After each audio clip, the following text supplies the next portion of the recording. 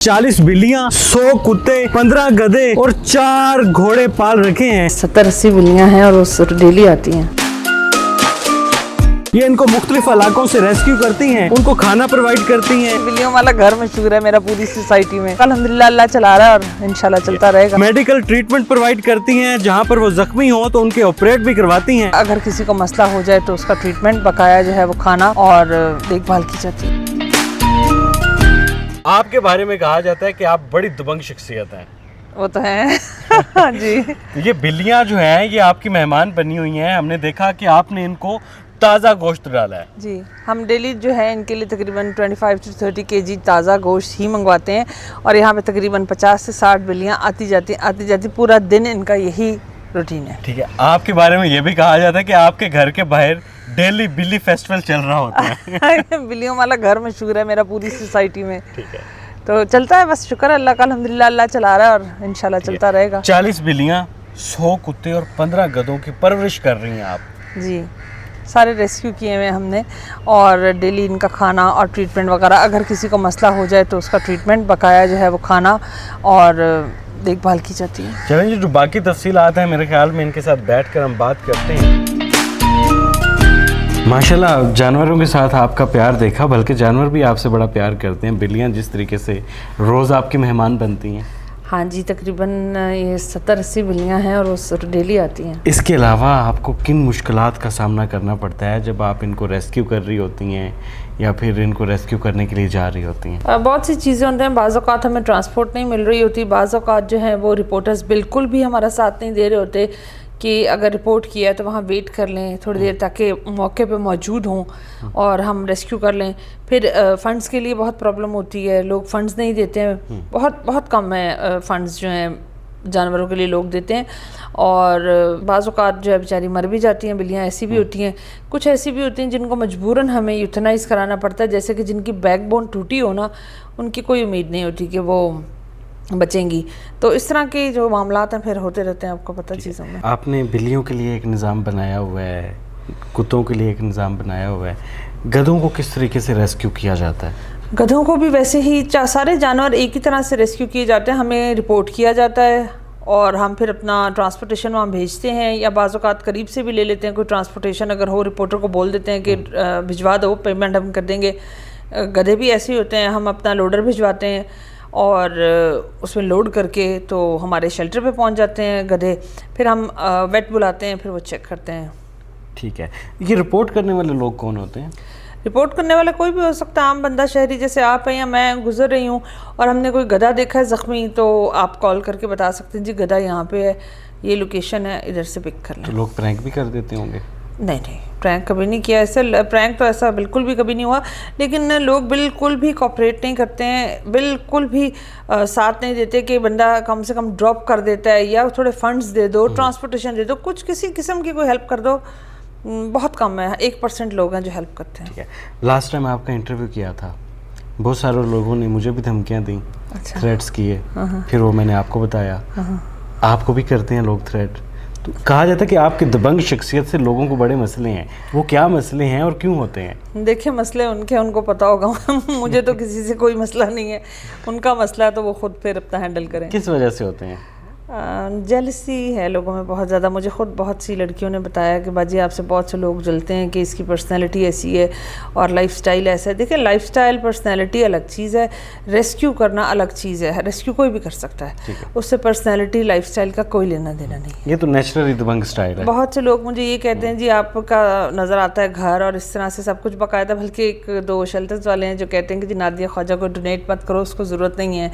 तो क्यों ज़रूरत नहीं है? ये हमें जानवरों के लिए जितना डोनेट करेंगे हम उनकी उतनी ज़्यादा हेल्प करेंगे। अगर आप लोग डोनेट नहीं करेंगे तो ऑब्वियसली मैं भी ब्रेक लगा दूंगी, एक लिमिट तक ही करूंगी ना। मैंने एक लिमिट रखी हुई कि जी इतना खर्चा मैंने इनका करना है, उसके बाद मैं ब्रेक लगा देती हूँ। जितना मर्जी कोई टैग करता रहे, कॉल करता रहे, मैसेज करता रहे, मैं रेस्क्यू नहीं करती, क्योंकि मुझे पता है कि जी मेरी ये लिमिट्स है, मैंने इनमें रह के करना है, इतना खर्चा मैंने इन पर करना है, तो बस उसमें ही करती हूँ। ठीक है, अभी इस वक्त आपके पास कितने जानवर हैं, कितनी बिल्लियाँ हैं, कितने कुत्ते हैं और कितने गधों को रेस्क्यू किया हुआ है आपने? गधे तो मैंने आपको लास्ट टाइम भी बताया था, उस वक्त तो 8-10 थे, अब 20 हो गए होंगे मैक्सिमम। साल में 20 गधे रेस्क्यू कर लिए होंगे मैंने। और ڈاگس جو ہے نا ان میں اب میں نے تھوڑا شروع کیا ہوا ہے کہ ان کو ٹریٹمنٹ کروا کے اسپے نیوٹر کروا کے میں نا خود بھی ریلیز کر دیتی ہوں. بعض اوقات تو میرے شیلٹر سے بہت کتے بھاگتے ہیں, دیوار چھوٹی ہے, صحت مند ہوتے ہیں, وہ اسپے نیوٹر اندر ہی ہوتے ہیں, خود ہی فرار ہو جاتے ہیں. میں بھی نہیں روکتی کیونکہ کیوں ایسے قید کرنے کا کیا فائدہ ہے, اسپے نیوٹر ہوا ہوا ہے, ٹریٹمنٹ اس کا کرا دیا ہے تو جاتا ہے تو جائے. ہمارے علاقے میں مارتے نہیں ہیں اور ان کو پتہ ہے لوگوں کو کہ یہ شیلٹر کے ڈاگز ہیں تو وہ نہیں مارتے بھی نہیں ہیں. اور اگر کوئی زخمی بچہ ہو جائے باہر تو پھر وہ ہمیں کمپلین کر دیتے ہیں کہ باجی آپ کا ڈاگ یہاں پہ ہے اس طرح تو اس کو اٹھا لیں. ٹھیک ہے. کس کنڈیشن میں ہوتے ہیں گدھے جب آپ ان کو ریسکیو کر رہے ہو؟ گدھے کے جو اونر ہوتے ہیں وہ بہت بری حالت میں گدھوں کو سڑکوں پہ چھوڑ دیتے ہیں. اتنی بری حالت ہوتی ہے بیچاروں کی کہ بیان نہیں کر سکتے. ان کی ٹانگیں ٹوٹی ہوتی ہیں, بالکل ٹوٹی ہوتی ہیں, یا اتنے بڑے بڑے ان پہ میگٹ وونڈز ہوتے ہیں. اونر جو ہے وہ خود ٹرائی کر چکے ہوتے ہیں, ان سے نہیں جب ٹھیک ہوتے تو وہ سوچتے ہیں کہ ان پہ پیسہ لگانے کے بجائے ہم لوگ نیا گدھا لے لیں اور اس کو سڑک پہ بلائنڈ ہوتے ہیں, کوئی ٹانگ ٹوٹی ہوئی ہے, کسی کی دونوں ٹانگیں ٹوٹی ہوئی ہیں, کوئی پریگننٹ ہے, زخمی ہے, بہت سے اس طرح کے کیسز اٹھائے. ٹھیک ہے. اسی طرح ڈاگس کے ساتھ بھی یہی ہوتا ہے. ڈاگس کے جو زیادہ تر گرمیوں میں ہوتے ہیں وہ ہٹ اینڈ رن کے کیسز ہوتے ہیں, اور یہ جو مدر ڈاگز ہوتی ہیں بچوں والی وہ ہمارے لیے بڑا مسئلہ کرتی ہے چیز, کیونکہ شیلٹر میں بہت کم چانس ہوتا ہے کہ بچے سروائیو کریں. آپ کو پتہ ہے بیماریاں, پارو, ڈسٹیمپر اور بھی بیماریاں, اور ویسے بھی اتنے کتے ہوتے ہیں تو بچوں والی مائیں جو ہوتی ہیں وہ بہت مشکل ہے ریسکیو کرنا, اور وہ زیادہ کیسز ہوتے ہیں. آپ کے بارے میں کہا جاتا ہے کہ آپ بلیوں کی کیئر ایسے کرتی ہیں جیسے وہ آپ کے اپنے ہی بچے ہوں, اور اسی طریقے سے بلیاں باہر آ کر آپ کے مہمان بھی بنتی ہیں. بس یہ قدرتی طور پہ ہوتا ہے. آپ کو پتہ ہے جانور سے آپ جو ان کو پتہ ہوتا ہے جانوروں کو کہ یہ ہم سے پیار کرتے ہیں, وہ بدلے میں پیار ہی دیتے ہیں, ان کو لالچ نہیں ہے کسی چیز. باہر گیٹ پر آنے والی ساری جو بلیاں ہوتی ہیں یہ کہاں سے آتی ہیں؟ یہ تقریباً میری ہی ریسکیو کی ہوئی ہیں. جیسے میں نے آپ کو بتایا رپورٹ کرتے ہیں تو وہ پھر ریلیز بھی کرنی ہوتی ہے نا, پنجروں میں تو نہیں رکھنی ہے. پنجرے تو ہمارے سمجھیں 3x5 کے یا 3x3 کے پنجرے ہیں. جب تک ان کا ٹریٹمنٹ ہو رہا ہوتا ہے ایک بلی کو ٹھیک ہونے میں کم سے کم 1 مہینہ لگ جاتا ہے. یہ میں نے آئیڈیا لگایا ہے, اور اتنی دیر تک وہ مانوس بھی ہو جاتی ہے جگہ سے. پھر اسی کے دوران میں ٹریٹمنٹ کے دوران ہی میں ان کو اسپے نیوٹر کروا دیتی ہوں, اور 1 مہینے کے اندر ہم اس کو باہر چھوڑ دیتے ہیں گراؤنڈ میں اپنے اندر, باہر کہیں نہیں, اندر ہی چھوڑ دیتے ہیں. تو وہ پھر یہیں گھومتی رہتی ہیں. ساری بلیاں جو تقریباً ہیں وہ میری ہی لائی ہوئی ہیں, اور باقی سوسائٹی سے بھی ہماری آتی ہیں بلیاں کھانے کے لیے. میں ان کو بھی پکڑ کے اسپے نیوٹر کرا دیتی ہوں تاکہ بچے مزید نہ ہوں. ٹھیک ہے. ان ٹوٹل معاملات میں منتھلی آپ کو کتنے اخراجات ادا کرنے پڑتے ہیں؟ بہت زیادہ کرنے پڑتے ہیں. وہ میں بتانا خود سے بھی کرنے پڑتے ہیں یا باہر ڈونیٹ بھی کرتے ہیں لوگ؟ زیادہ مجھے ہی کرنے پڑتے ہیں. میں نے آپ کو بتایا یہاں خاص لوگوں نے مشہور کیا ہوا ہے کہ نادیہ خواجہ کو ڈونیشن کی ضرورت ہے, جبکہ آپ کو پتہ ہے جانوروں کے کتنے اخراجات ہوتے ہیں.